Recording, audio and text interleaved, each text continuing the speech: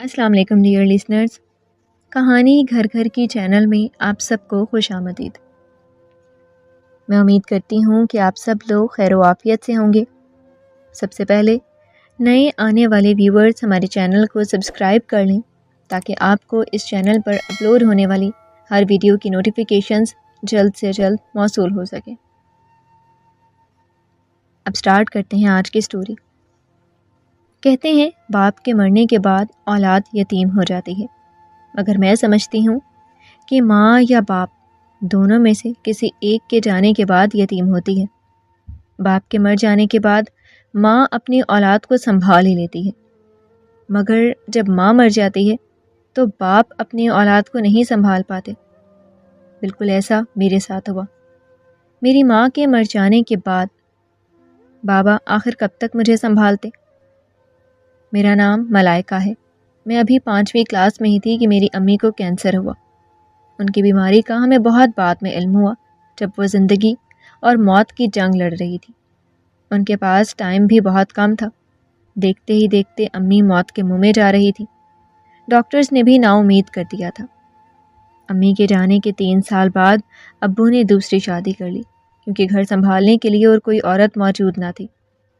میں بھی ابھی بہت چھوٹی تھی۔ ابو نے سوچا کہ شاید دوسری شادی کرنے کے بعد مجھے بھی ایک ماں مل جائے گی اور گھر سنبھالنے اور ابو کو سنبھالنے کے لیے ایک اچھا سہارا مل جائے گا۔ میرے ابو کی ہول سیل کی دکان تھی۔ کاروبار ماشاءاللہ بہت اچھا تھا، آمدنی بھی کافی خوب تھی۔ ہمارا گھر بہت خوبصورت تھا۔ گھر میں ہر ضرورت کی چیز تھی، ہر آسائش موجود تھی۔ اللہ کا دیا ہمارے پاس سب کچھ تھا۔ اگر تھی تو گھر میں ایک عورت کی کمی تھی، ایسی عورت جو ایک ماں بن سکے، ایک بیوی بن کے، اور جو گھر کو بنا کر سنبھال کر رکھ سکے۔ ابو کی شادی پر میں بہت خوش تھی۔ میں بھی اب گھر میں اکیلے رہ کر بور ہو چکی تھی۔ مجھے لگا کہ شاید میری سوتیلی ماں کے آنے کے بعد گھر میں رونق لگی رہے گی، مگر رونق لگی بھی تو ایسی لگی کہ میرا جینا حرام ہو گیا۔ بابا صبح ناشتے کے ٹائم جاتے اور رات دیر تک واپس آتے تھے، جب تک میں سو چکی ہوتی تھی۔ دن بھر کی تھکاوٹ مجھے نڈھال کر دیتی تھی۔ مغرب کے بعد جیسے ہی کام ختم ہوتا، کھانے کے بعد سوتیلی ماں مجھے اپنے کمرے میں بھیج دیتی۔ ان کا نام سائرہ تھا۔ میرے بابا نے خاندان سے باہر شادی کی۔ شادی ہوتے ہی میرے بابا نے میری ماں سے کہا کہ اس گھر کے تمام ذمہ داریوں میں سب سے بڑی ذمہ داری ملائکہ کی ہے۔ تم کوشش کرنا اس کو کبھی کسی چیز کی کمی نہ ہو۔ میں نے اپنی بیٹی کو ہمیشہ دل و جان سے پیار کیا ہے اور ہمیشہ اس کی ہر چیز پوری کی ہے، اور میں چاہتا ہوں کہ تم بھی اس کو عزیز رکھو، ہمیشہ محبت کرنا، کبھی کسی چیز کی کمی مت ہونے دینا۔ میں جانتا ہوں کہ ماں کی کمی کو دور کرنا بہت مشکل ہے، مگر پھر بھی میں چاہتا ہوں کہ تم اس کو ماں کی کمی محسوس مت ہونے دینا۔ بابا کو یقین دلانے کے لیے 2 ماہ تک میری سوتیلی ماں کا رویہ مجھ سے بالکل ٹھیک رہا۔ مجھے پیار کرنا، مجھے اپنے ہاتھ سے کھانا کھلانا، میری ہر ضرورت کا خیال رکھنا۔ وہ ایسے دکھاتی تھی کہ جیسے وہ ایک سگی ماں سے بھی بڑھ کر ہوں۔ میں بھی خوش تھی۔ مجھے ایسا لگا جیسے میری ایک دوست آ گئی ہو۔ وہ روزانہ میرے لیے مزے مزے کے کھانے بناتی۔ ابو جب یہ سب دیکھتے تھے تو انہیں بہت خوشی ہوتی تھی۔ اللہ کا شکر ادا کرتے تھے کہ ان کا فیصلہ غلط نہیں ہے۔ شادی کے 2 ماہ بعد جب وہ پرسکون ہو گئے تھے، کاروبار بھی بڑھنے لگا تھا۔ کاروبار کی ذمہ داریاں اتنی بڑھ گئی تھیں کہ اب وہ اپنا زیادہ ٹائم اسی آفس میں گزارتے تھے۔ یہاں میری سوتیلی ماں ان کو تو جیسے ایک نوکرانی مل گئی ہو، سارا دن گھر کا کام کرواتی رہتی۔ ابو نے ایک نوکرانی کا انتظام بھی کر دیا تھا، مگر میری ماں، اس کو تو میری صورت میں ایک مفت کی نوکرانی مل گئی تھی۔ گھر کا سارا کام نوکرانی کرتی تھی، مگر ان کی یہ کوشش ہوتی تھی کہ وہ مجھ سے بھی کام کروائیں۔ ان کا کہنا تھا کہ بیٹیوں کو کام سکھانا چاہیے، اسی لیے میں اس کو کام سکھا رہی ہوں۔ خیر، میرے پاس بھی کوئی آپشن نہیں تھا۔ گھر کے کاموں کی ذمہ داریاں آہستہ آہستہ بڑھنے لگیں، یا یوں کہوں کہ جیسے جیسے میری ایک عمر بڑھتی گئی، ویسے ویسے گھر کی ذمہ داریاں بڑھتی گئیں۔ مجھے اتنا بھی وقت نہ ملتا کہ میں اپنی تعلیم پر توجہ دے سکوں، اور اب اکثر اوقات میں چھٹی بھی کرنے لگی تھی۔ مگر اس بات کا علم میرے بابا کو نہ تھا، کیونکہ بابا نے ڈرائیور رکھا ہوا تھا جو اسکول کی پک اینڈ ڈراپ کرتا تھا۔ روزانہ کا یہ معمول ہوتا تھا کہ میں مغرب کے فوراً بعد کھانا کھا کر اپنے کمرے میں چلی جاتی۔ تھکاوٹ سے بھی برا حال ہوتا تھا، اور میری سوتیلی ماں بھی مجھے جان بوجھ کر سلا دیتی تھی تاکہ میں اپنے بابا سے کوئی بات نہ کر سکوں۔ صبح ناشتے کی ٹیبل پر بھی بابا کو زیادہ ٹائم نہ ملتا مجھ سے بات کرنے کا، مگر میرے بابا یہ بات بھی محسوس کر رہے تھے کہ آہستہ آہستہ میری صحت ڈاؤن ہوتی جا رہی ہے اور میں اب گمسم رہنے لگی ہوں۔ شادی کے پہلے 2 ماہ تو ایسا نہ تھا۔ تب تو میں اپنی ماں کے ساتھ بھی بہت اچھے سے بات کرتی تھی اور بابا بھی بہت خوش تھے اور وہ مطمئن تھے کہ میں نے اپنی ماں کو اپنا لیا ہے اور سوتیلی ماں نے مجھے بیٹی کے طور پر اپنا لیا ہے۔ انہیں اس بات کا احساس تھا کہ کچھ تو ہے جو مجھے پریشان کر رہا ہے، اور وہ چاہتے تھے کہ مجھ سے بات کریں، مگر مصروفیات اتنی بڑھ گئی تھیں کہ وہ مجھ سے بات نہیں کر پا رہے تھے اور میں بھی خاموش تھی۔ نہ جانے میرے اندر وہ صبر کہاں سے آیا، شاید میری ماں نے میری تربیت ہی ایسی کی تھی۔ میں یہ سب سمجھ نہیں پا رہی تھی کہ آخر 2 ماہ بعد ایسا کیا ہوا کہ وہ ایک دم بدل گئی۔ کیا ان کے اندر سے محبت ختم ہو گئی تھی یا وہ محبت دکھانے کا ناٹک کر رہی تھی؟ ہر دن ایک دوسرے دن سے نیا ہوتا تھا۔ کبھی کبھی میں خود بھی حیران رہ جاتی تھی کہ کوئی شخص کس طرح سے اپنے اتنے روپ تبدیل کر سکتا ہے۔ میری ماں تو ایک بہت ہی سادہ خاتون تھی، جو سادہ دل تھی، جن کا دل نرمی اور محبت سے بھرا رہتا تھا۔ میری امی نے آج تک کسی دشمن کے بچے کے ساتھ بھی برا نہیں کیا تھا، ان کا دل ہمیشہ محبت سے بھرا رہتا تھا۔ تو پھر یہ کون تھی؟ کیا یہ ماں نہیں تھی یا پھر میری ماں نہیں تھی؟ اس لیے ان کا سلوک ایسا تھا۔ ہر نئی صبح ایک نیا ظلم دیکھنے کو ملتا تھا۔ پھر شادی کے 6 ماہ بعد ایک اور روپ دیکھنے کو ملا، جس سے میں دیکھ کر حیران رہ گئی۔ شادی کے 6 ماہ بعد میری سوتیلی ماں کی سالگرہ تھی۔ انہوں نے بابا سے سالگرہ منانے کو کہا تو بابا نے بھی وعدہ کیا کہ بہت اچھا سا ارینجمنٹ کریں گے۔ گھر میں بابا نے اپنے کچھ دوست بلائے اور انہوں نے بھی اپنی کچھ سہیلیاں بلائیں۔ میرے بابا نے مجھ سے بھی کہا دوست بلانے کو، مگر میں نے یہ کہہ کر ٹال دیا کہ میرا کوئی دوست نہیں۔ خیر، بابا بھی چپ ہو گئے۔ سالگرہ کے 1 دن پہلے انتظامات شروع ہو گئے۔ بابا نے کچھ پیسے دیے امی کو اور کہا کہ تم جاؤ اور جا کر شاپنگ کراؤ، تمہارا جو دل میں آئے وہ خریدو، اور ساتھ ملائکہ کو بھی لے جانا، اس کی بھی اچھی سی شاپنگ کر لینا۔ اچھا سا جوڑا اور جو بھی اسے چاہیے وہ سب لے دینا۔ سالگرہ سے 1 دن پہلے انتظامات ہونے لگے۔ میں اور امی مارکیٹ گئیں، مگر میں کس قدر متعجب تھی۔ مارکیٹ میں میری ماں کا حسن سلوک کمال تھا۔ ایسا لگتا تھا جیسے میری اپنی سگی والدہ ہوں، لگتا ہی نہیں تھا کہ جیسے وہ وہیں ہوں۔ گھر میں کوئی اور سلوک، یہاں کوئی اور سلوک۔ خیر، ابھی میں حیران تھی۔ میری امی اپنی شاپنگ کے ساتھ ساتھ میری شاپنگ پر بھی توجہ دے رہی تھی، خود سے ہی ہر چیز کا کہنا، یہ لے لو وہ لے لو۔ میرے انکار کے باوجود انہوں نے میرے لیے بہت ساری شاپنگ کی۔ شاپنگ سے فارغ ہو کر ہم نے بہت اچھی جگہ پر کھانا کھایا۔ ان کا حسن اخلاق اتنا اچھا تھا کہ میں اس بات کو سمجھ ہی نہیں پا رہی تھی کہ کیا سچ ہے، وہ جو گھر میں ہے یا وہ جو اس وقت میرے سامنے ہے۔ ہم نے کھانا آرڈر کیا، کچھ دیر میں کھانا بھی آ گیا۔ کھانا کھاتے دوران میری امی نے مجھ سے کچھ کہنا شروع کیا۔ دیکھو بیٹا، میری بات سنو۔ مانا کہ میں تھوڑی غصے کی تیز ہوں، مگر میں جو بھی کرتی ہوں تمہارے بھلے کے لیے کرتی ہوں۔ دیکھو، اب میں نے تمہارے لیے کتنی ساری شاپنگ کی۔ کل سالگرہ ہے، تمہارے بابا بھی گھر ہوں گے اور گھر میں سب کچھ مہمان بھی آئیں گے۔ کل میں تم سے کوئی کام نہیں کرواؤں گی۔ کل تم صرف تیار رہنا اور تمہارا جو دل میں آئے وہ کھانا اور بچوں کے ساتھ کھیلنا۔ میں چاہتی ہوں کہ تم اپنے باپ کو کچھ بھی نہ بتاؤ، وہ ایسے ہی خواہ پریشان ہوں گے۔ تم سمجھ رہی ہو نا کہ میں کیا کہہ رہی ہوں؟ جی میں سمجھ رہی ہوں، میں یہ کہہ کر خاموش ہو گئی۔ شاباش میری بیٹی، دیکھو میں تمہاری بھلائی کے لیے تمہیں کام سکھا رہی ہوں۔ کل کو جب تمہاری شادی ہو جائے گی تو تمہیں سسرال بھی تو جانا پڑے گا نا، مجھے چھوڑ کر، اپنے بابا کو چھوڑ کر۔ وہاں تمہیں کام بھی تو کرنا پڑے گا نا، اور پھر اگر تمہیں وہاں پر کام کرنا نہ آیا تو تمہارے سسرال والے کیا سوچیں گے کہ سوتیلی ماں ہے اس لیے کچھ نہیں سکھایا۔ اس لیے میں چاہتی ہوں کہ تم اپنی تعلیم کے ساتھ ساتھ گھرداری پر بھی توجہ دو۔ بس اسی وجہ سے میں تھوڑی تلخ بھی ہو جاتی ہوں۔ جی میں سمجھ سکتی ہوں، میں یہ کہہ کر خاموش ہو گئی۔ ہم نے کھانا کھانا شروع کیا۔ کھانا کھانے کے دوران میری امی موبائل میں بزی ہو گئی، شاید وہ اپنی سہیلیوں سے میسج پر بات کر رہی تھی۔ میسج کرتے ساتھ وہ مسکرا بھی رہی تھی۔ وہ اپنے کھانے اور موبائل میں اتنی مصروف تھی کہ انہیں علم بھی نہ تھا کہ میں کھانا نہیں کھا رہی، بلکہ کھانے کی ایکٹنگ کر رہی ہوں، اور میری آنکھوں سے آنسو جا رہے ہیں جن کو اگر میں روکنا بھی چاہوں تو روک نہیں پا رہی۔ اب سمجھ میں آیا کہ اتنی شاپنگ اور اتنا اخلاق کیسے۔ اتنے پیارے انداز میں اگر یہ مجھ سے گھر میں بھی بات کرتی تو کیا میں ان کا کام نہ کرتی؟ کیا میں ان کو وہ عزت نہ دیتی جو میں اب دے رہی ہوں؟ محبت سے بھی تو رہا جا سکتا ہے نا۔ گھر پہنچے تو سب سے پہلے امی نے میری شاپنگ کھول کر بابا کو دکھائی۔ بابا بھی بہت خوش تھے۔ امی کا حسن اخلاق اور محبت انہیں ان چیزوں میں نظر آ رہا تھا، مگر جب وہ میرے چہرے پر نظر ڈالتے تو ایک ویرانی سی نظر آتی، جسے دیکھ کر بابا خاموش ہو جاتے تھے۔ کچھ کہنا بھی چاہتے تھے، کچھ سننا بھی چاہتے تھے، مگر ہمت نہیں کر پا رہے تھے۔ شاید وہ بھی یہ سمجھ چکے تھے کہ اگر کچھ بولے تو گھر میں مزید تماشا ہوگا۔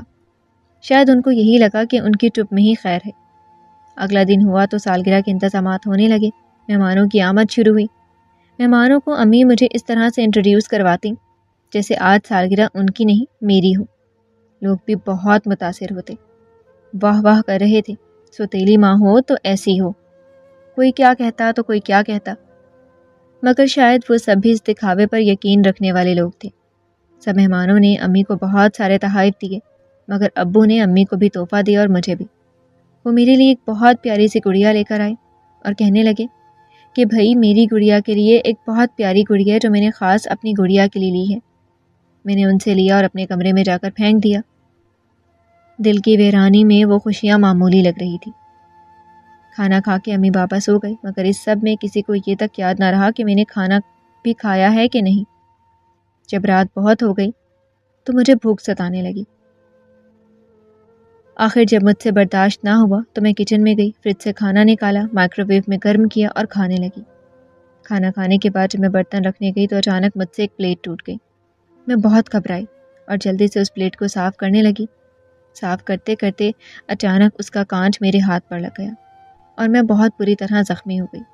میں پہلے تو بہت رونے لگی، مگر کچھ دیر کے بعد میں اپنے کمرے میں گئی اور وہاں جا کر ہاتھ کو ایک دوپٹے سے باندھ لیا۔ صبح جب کافی دیر ہو گئی اور میں نہ اٹھی تو امی میرے کمرے میں آئی۔ آج وہ حیران بھی تھیں اور غصے میں بھی کہ میں ابھی تک اٹھی کیوں نہیں۔ رات کو دیر تک جاگنے کی وجہ سے صبح میری آنکھ نہیں کھلی اور تکلیف کی شدت بھی زیادہ تھی۔ بابا کے جانے کے بعد وہ میرے کمرے میں آئیں اور آتے ہی زور زور سے چلانے لگیں، تم ابھی تک اٹھی کیوں نہیں ہو؟ آج کیا موت پڑ گئی ہے؟ اب تمہیں اٹھانا بھی پڑے گا۔ میں بوکھلا کر اٹھی کیونکہ اس وقت میں گہری نیند میں تھی۔ رو رو کے میری آنکھیں سوجی ہوئی تھیں، ہاتھ میں پٹی بندھی ہوئی تھی اور وہ پٹی خون سے لت پت تھی۔ خون سے بھرے اس کپڑے کو دیکھ کر پہلے تو وہ خاموش سی ہو گئی، تھوڑی دیر خاموشی کے بعد پھر سے انہوں نے بولنا شروع کر دیا۔ یہ کیا ہوا ہے؟ کب ہوا؟ کیسے ہوا؟ ایک ساتھ سارے سوال کر ڈالے۔ میں رات کو کھانے کے لیے گئی تو مجھ سے پلیٹ ٹوٹ گئی۔ پلیٹ کو اٹھاتے وقت میرے ہاتھ پر کانچ لگ گیا اور یہ سب ہو گیا۔ ہاتھ زور سے ماتھے پر مارتے ہوئے، یا خدا میں کیا کروں اس لڑکی کا، یہ کہہ کر وہ کمرے سے باہر نکل گئی۔ ایک لمحے کے لیے مجھے لگا تھا کہ شاید وہ میری پٹی کریں گی، میرا ہاتھ دیکھیں گی، مگر انہوں نے ایسا نہ کیا۔ ہاں، مگر ایک احسان ضرور کیا۔ آج پورا دن میں اپنے کمرے میں رہی، انہوں نے مجھے کام نہیں بتایا۔ جب شام ہوئی اور بابا کے آنے کا ٹائم ہوا تو وہ میرے کمرے میں آئیں۔ انہوں نے مجھ سے کہا کہ میں اپنے بابا کو اس بارے میں نہ بتاؤں۔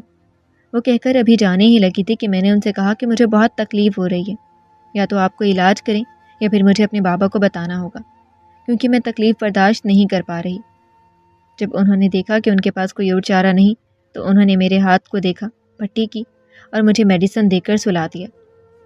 اس رات نہیں لیکن اس سے اگلی رات بابا میرے کمرے میں آئے، میرا حال چال پوچھا۔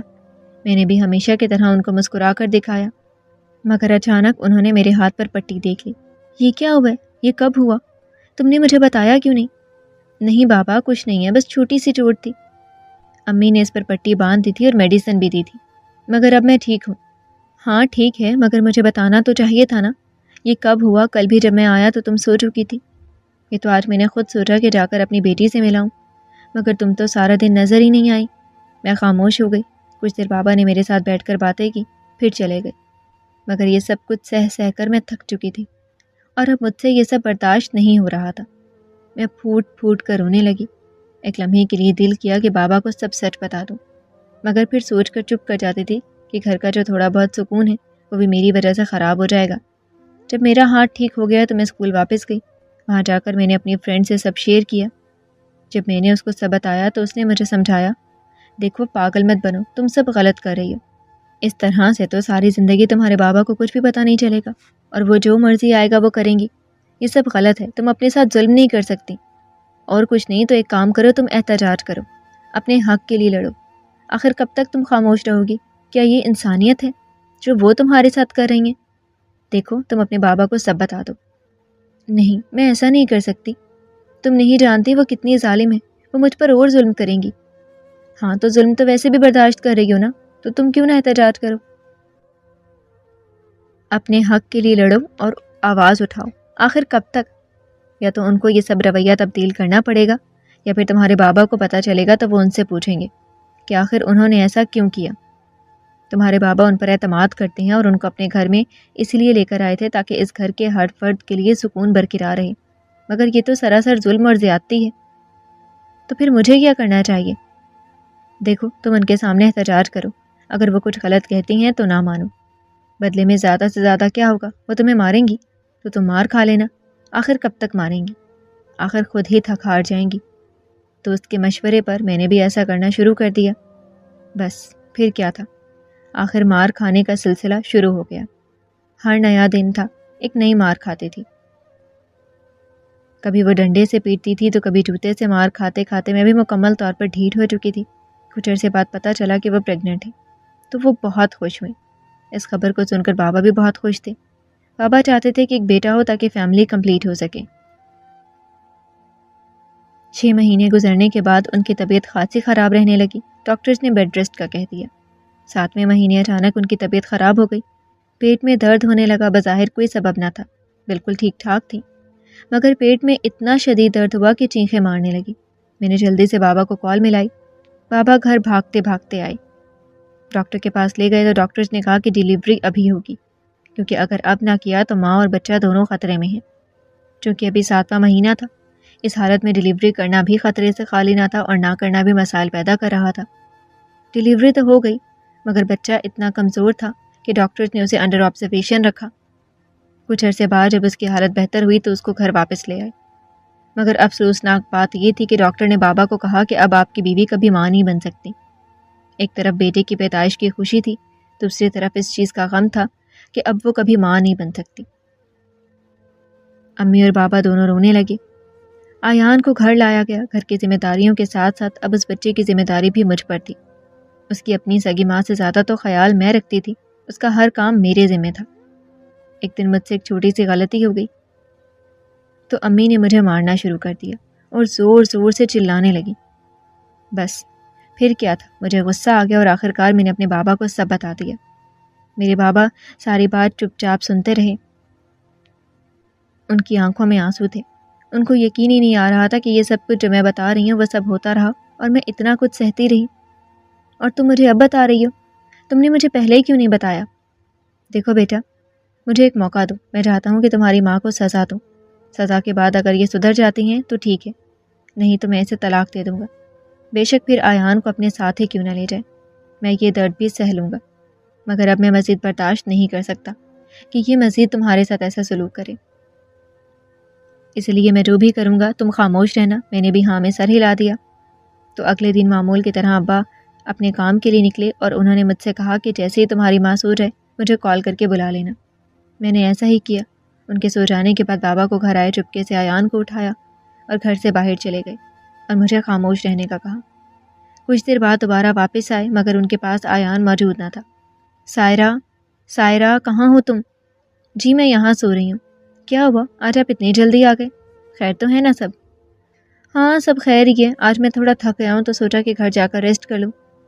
اچھا صحیح ہے, اچھی بات ہے. تھوڑا ریسٹ کیا کریں, سارا دن کام کرتے رہتے ہیں.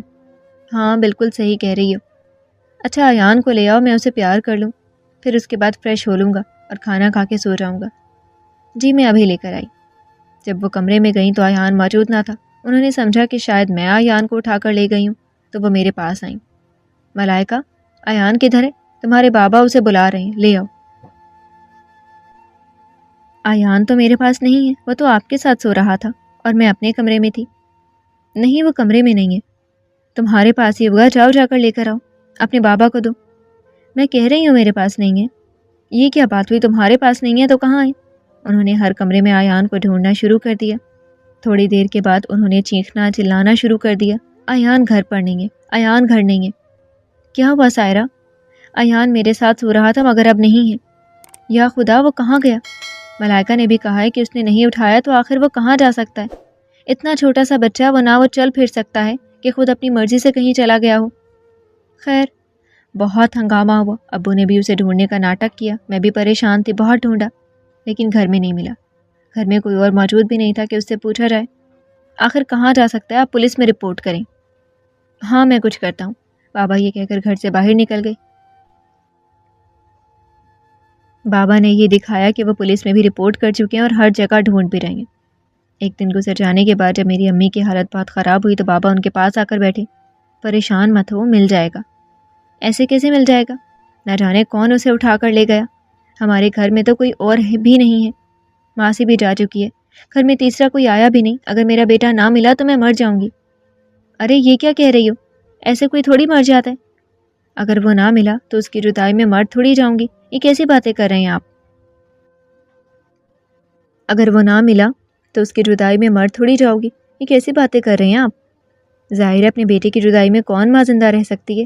کیا آپ کو تکلیف نہیں ہوگی؟ نہیں، مجھے بالکل تکلیف نہیں ہوگی۔ دیکھو میں بالکل ٹھیک بیٹھا ہوں تمہارے سامنے، کیا مجھے کچھ ہوا ہے یا میں مر گیا ہوں؟ کیا مطلب، کیسی باتیں کر رہے ہیں آپ؟ پاگل ہو گئے ہیں کیا؟ عجیب اول فول بکے جا رہے ہیں۔ کیوں عجیب؟ کیوں، صحیح تو کہہ رہا ہوں۔ تم نے اتنا ظلم کیا میری بچی پر، کیا اس ظلم کے بعد میں مر گیا ہوں؟ زندہ بیٹھا ہوں نا تمہارے سامنے، تو اب کیا؟ اب ایان کے جانے کے بعد کون سا کوئی فرق پڑ جائے گا؟ یہ کیا کہہ رہے ہیں آپ؟ ہاں صحیح کہہ رہا ہوں۔ کیا تم نے میری بچی پر ظلم نہیں کیا؟ کیا ہو جاتا اگر تم اس کو اپنی بیٹی سمجھتی؟ کتنی چھوٹی سی بچی جس نے تمہیں آتے ہی اپنا لیا۔ کیا اس نے تمہیں محبت نہیں دی تھی؟ کیا اس نے تمہیں ماں کا درجہ نہیں دیا تھا؟ کیا اس نے تمہارے ساتھ کوئی زیادتی کی تھی؟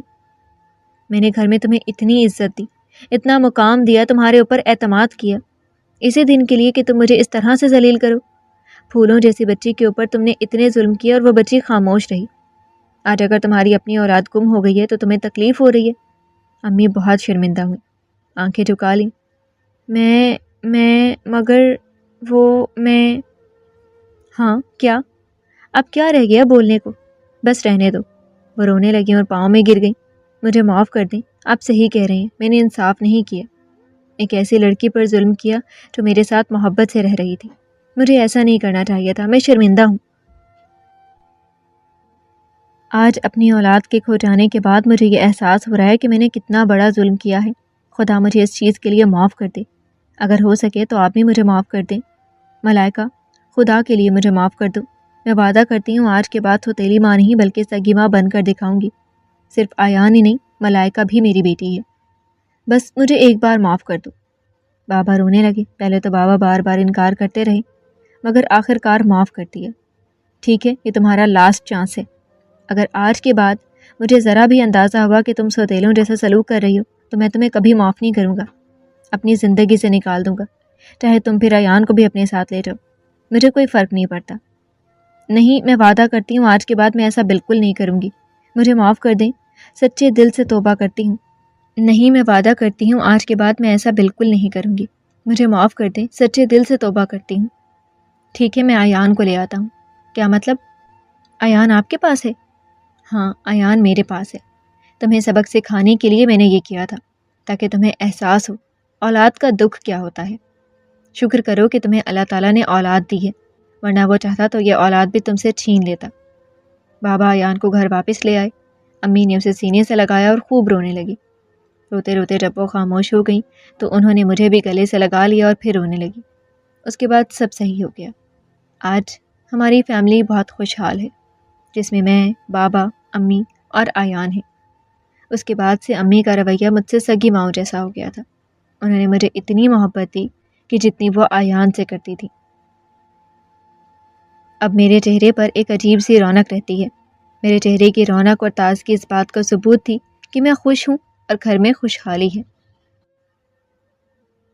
بابا روزانہ گھر آ کر ایان کو پیار کرنے کے بعد میرے چہرے پر جو خوشی دیکھتے تھے تو ان کو کچھ پوچھنے کی ضرورت ہی نہیں پڑتی تھی، وہ سمجھ جاتے تھے کہ میں خوش ہوں۔